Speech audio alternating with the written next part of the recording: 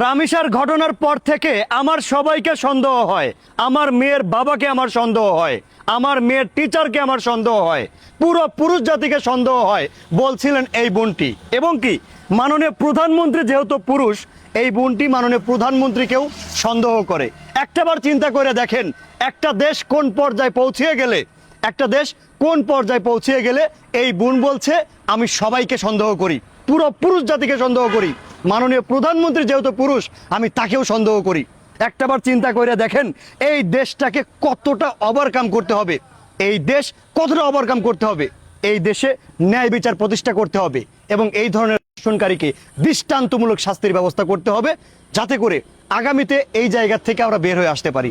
একটা মেয়ে, একটা মা কখন এই কথা বলতে পারে যে আমি কাউকে বিশ্বাস করি না? একটা মা সে বলছে আমি আমার মেয়ের বাবাকে বিশ্বাস করি না, আমি আমার মেয়ের টিচারকে বিশ্বাস করি না, মাননীয় প্রধানমন্ত্রী যেহেতু পুরুষ আমি তাকেও বিশ্বাস করি না, যে কারণে আমার মেয়েকে আমি ঘর থেকেই বের করব না।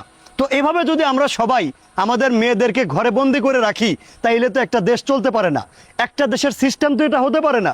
যে কারণে অতি দ্রুত আমাদের এখান থেকে ওভারকাম করতে হবে, আমাদের এই সমস্যার সমাধান করতে হবে। দয়া করে মাননীয় প্রধানমন্ত্রীর দৃষ্টি আকর্ষণ করে বলতে চাই, এ ধরনের শোকের জায়গা এদেশে দিবেন না। অতি দ্রুত রায়টা হয়েছে, এখন কার্যকর করা হোক।